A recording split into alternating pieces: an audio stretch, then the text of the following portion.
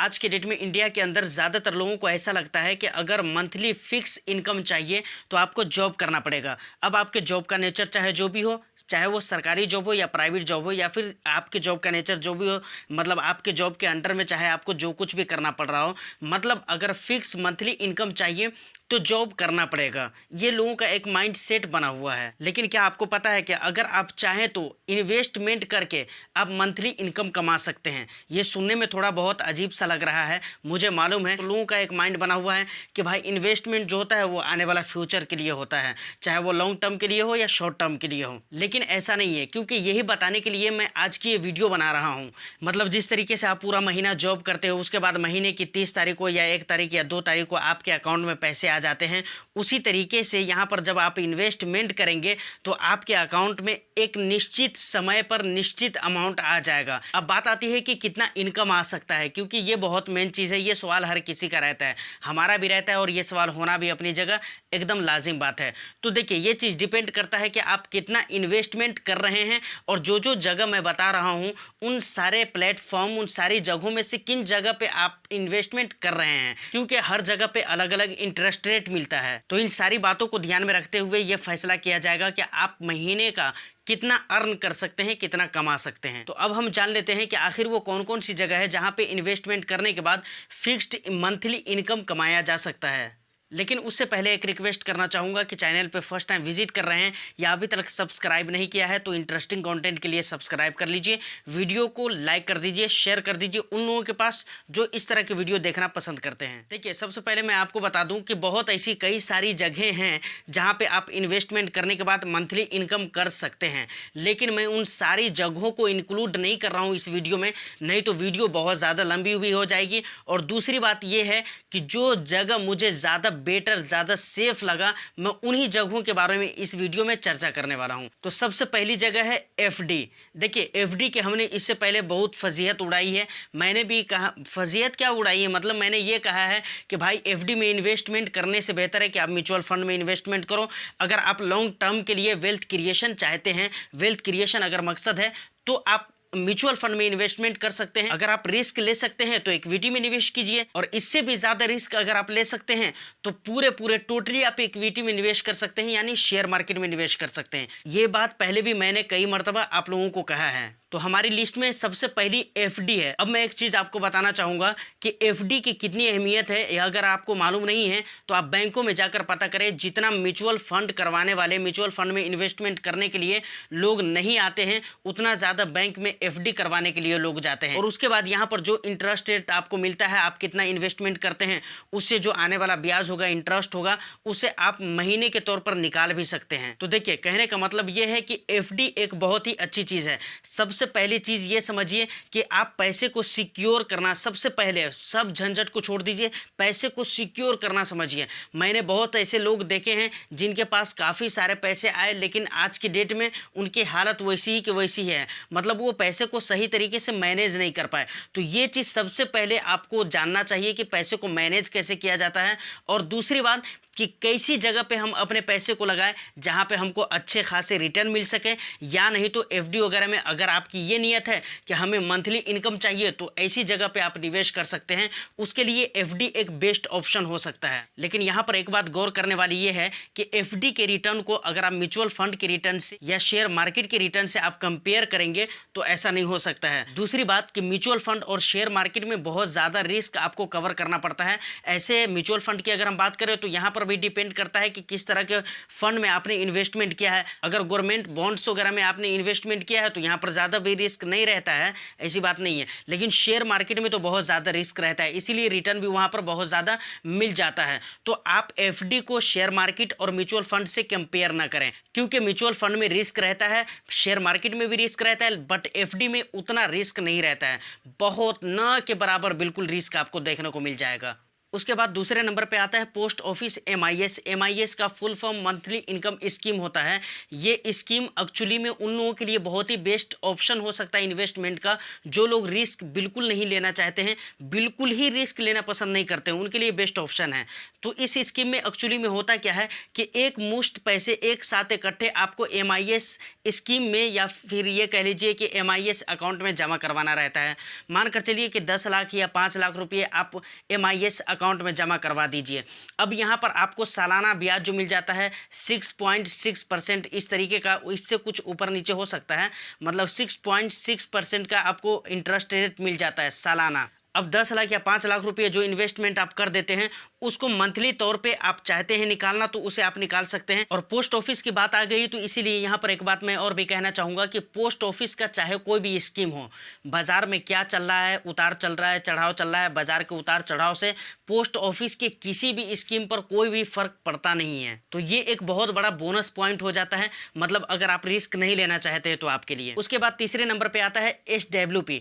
SWP में भी इसी तरीके से होता है। इसमें आप लमसम और SIP दोनों तरीके से इन्वेस्टमेंट कर सकते हैं। और एक बात मैं और बता दूं कि इसमें भी सेम तरीका रहता है। इसमें भी ज़्यादातर लोग जो करते हैं वो लमसम ही करते हैं। लमसम एक मरतबा इकट्ठे आपने एक मुश्त पैसे आपने जमा कर दिया, चाहे वो 1 लाख हो सकता है, 2 लाख, 4 लाख, जितना भी पैसा आपने जमा कर दिया।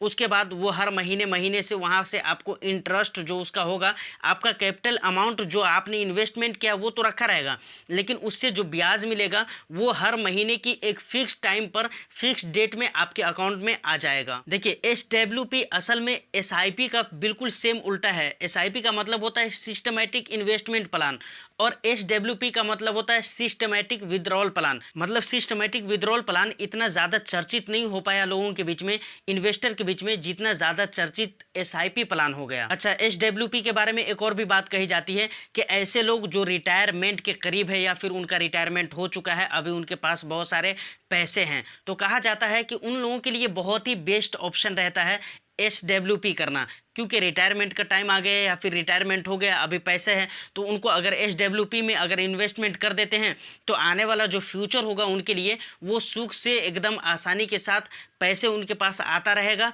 मंथली इनकम उनके पास आती रहेगी, तो उन्हें एहसास नहीं होगा जॉब छूटने का। तो कहा जाता है SWP जो फंड है इसमें इन्वेस्टमेंट करना सीनियर सिटीजन के लिए खास तौर से बहुत ही बेटर रह सकता है।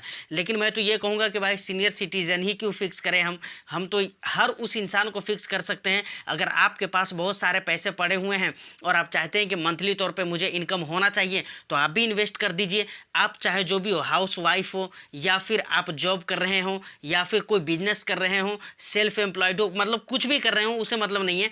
अगर आपके पास पैसे हैं और आप चाहते हैं कि मैं मंथली इनकम करूं, पैसे से पैसे कमाऊं, मनी बिगेट्स मनी, तो आप क्या कर सकते हैं, SWP में इन्वेस्टमेंट कर सकते हैं, बेस्ट ऑप्शन है। देखिए, तो वीडियो में अभी तक जो मेरे बताने और समझाने का मकसद था वो मैं बता चुका, समझा चुका। अब यहाँ से चाहे तो वीडियो को आप स्किप कर सकते हैं, लेकिन एक सच्ची घटना जो मेरी नज़रों के सामने घटा है वो चीज़ मैं आपके साथ शेयर करना चाहूँगा, क्योंकि ये इतना सेंसिटिव घटना है जिसको सुनने के बाद हो सकता है कि आपको इस घटना से कुछ सीखने को मिले। देखिए, मेरे गाँव के बाजू में एक गाँव पड़ता है। अब इस चक्कर में मत पड़िए कि मेरा गाँव कौन है और मेरे बाजू में जो गाँव है वो कौन सा है, ये फिलहाल मैं शेयर नहीं करूंगा। वक्त आने पर मैं सब कुछ बताऊंगा, लेकिन अभी नहीं। और अभी आपको मैं क्या हूं, मैं कौन हूं, इन चीज़ों से इंटरेस्ट भी नहीं रखना चाहिए। आप सिर्फ मुद्दे की बात देखिए और मतलब की बात पे ध्यान दीजिए। फिलहाल आने वाला टाइम में सब कुछ पता चल जाएगा आपको। तो मेरे गांव के बाजू में एक गांव है, वहां पर एक आदमी है, वो राजमिस्त्री का काम करते हैं। राजमिस्त्री किसे कहते हैं, हमारे इधर राजमिस्त्री कहते हैं जो घर वगैरह जो बनाते हैं, ईंट वगैरह का, गांव में जो घर वगैरह बनाते हैं उसे राजमिस्त्री कहा जाता है।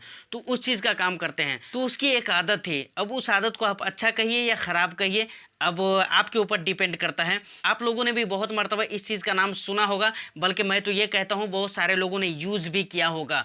देखिए, ड्रीम 11 एक एप्लीकेशन है जहाँ पे आपको टीम बनानी होती है। उसके बाद वहाँ पर कुछ खिलाड़ियों को चूज़ करना रहता है। उसके बाद जब खिलाड़ी को आप चूज़ कर लेते हैं, अगर आपके चुने हुए खिलाड़ियों में से अच्छा परफॉर्म करता है, अगर ज़्यादातर खिलाड़ी ज़्यादातर पॉइंट्स आपको मिल जाते हैं, तो उसमें क्या है, बहुत सारे पॉइंट्स मिलने की वजह से आपको पैसे मिलते हैं, मतलब रकम रकम बहुत ज़्यादा मिलती है, किसी को 5 लाख 10 लाख, और बहुत सारे लोगों को कहा जाता है कि करोड़ों में मिलता है, और हर रियल में मिलता भी है, क्योंकि मैंने भी कई सारी न्यूज़ इस तरीके की देखी है। तो एक आदमी है, वो मतलब ड्रीम 11 पे बराबर टीम बनाया करता था, तो उसे एक मरतबा 7 लाख रुपये उसने जीता, और ये बात 6-7 महीने पुरानी है। जब हम लोगों को मालूम हुआ कि भाई इसने ऐसा ऐसा किया है, इसके साथ ऐसा ऐसा हो गया है, तो बहुत खुशी हुई कि भाई चलो किस्मत वाले को मिल जाता है। किस्मत वालों को कहीं कहते हैं ना कि किस्मत वाले को छप्पर फाड़ कर आ जाता है, तो वही चीज़ इसके साथ भी हो गया है। तो हम लोगों ने कहा कि अब इसके हालात अच्छे हो जाएंगे, क्योंकि इतने हालात अच्छे नहीं थे उसके, तो हम लोगों ने कहा हालात अच्छे हो जाएंगे। लेकिन ज़्यादा डीप में जाकर बिल्कुल अगर पॉइंट की बात मैं अगर आपको बताऊं, तो आज भी उसकी हालत वही है जो हालत उसकी पहले थी। अब पता नहीं पैसे को उसने क्या किया। लोग कहते हैं कि भाई पैसे ख़त्म हो गए, और पैसे का मतलब 7 लाख रुपये उसका अभी तक दिख नहीं रहा है, मतलब कहाँ चला गया, डूब गया, धंस गया, क्या हो गया। अब वो बंदा जाने या फिर उसका काम जाने कहाँ चला गया वो पैसा, मुझे नहीं मालूम। लेकिन आज भी उसकी हालत वही है। देखिए आखिर में इस कहानी से, इस सच्ची घटना से आपको बताना क्या चाह रहा हूँ। देखिए मेरे बताने और मेरे कहने का मतलब सिर्फ इतना है कि पैसे कमाना कमाल नहीं है, पैसे को अच्छी तरह से मैनेज कर लेना ये कमाल की बात होती है। क्योंकि हमने बहुत ऐसे लोग देखे हैं जिनको लॉटरी लगी है, लेकिन लाइफ में वो पैसे को अच्छी तरह मैनेज नहीं कर पाया, आज भी उनकी हालत वही है। बहुत सारे ऐसे भी लोगों को हमने देखा है जिनके बाप दादाओं ने बहुत सारी दौलत छोड़कर गई, लेकिन पैसे को मैनेज नहीं करने आया उसे, जिसकी वजह से आज उसकी हालत बदतर से बदतरीन हो चुकी है। तो पैसे को मैनेज करना ये सबसे पहला फोकस होना चाहिए आपका, क्योंकि अगर आप पैसे को मैनेज नहीं करना जानते हैं तो आप लाखों रुपये का महीना कमा लीजिए, या हर रोज का आप 50,000 रुपया कमा लीजिए। अगर आपको पैसे मैनेज करने के बारे में पता नहीं है तो यकीन मानिए कि आप लाइफ में कभी भी आगे नहीं बढ़ सकते हैं। इसलिए कमाने से ज़्यादा फोकस कीजिए उसको मैनेज करने पर, क्योंकि हमने ऐसे भी लोग देखे हैं जो 500 रुपये की SIP करने के बाद 5 साल 6 साल के बाद 10 साल के बाद उसने अच्छा एक रकम एक साथ निकाला है, और उसने अपना कोई छोटा मोटा बिजनेस स्टार्टअप स्टार्ट कर दिया है, कोई छोटा मोटा बिजनेस कर लिया है। तो ये पैसे मैनेज करने के अपने अपने तरीके होते हैं, लेकिन सक्सेस वही लोग होते हैं जो बढ़िया से मैनेज करते हैं, अच्छे तरीके से अपने पैसे को मैनेज करते हैं। तो आज की वीडियो में उम्मीद करता हूं कि आपने बहुत कुछ जाना है, बहुत कुछ सीखा है। वीडियो अगर अच्छी लगी हो तो वीडियो को लाइक एंड शेयर कर दीजिए, चैनल को सब्सक्राइब कर लीजिए। फिर मिलते हैं किसी नेक्स्ट वीडियो में, जब तक के लिए all the best. Thank you for watching.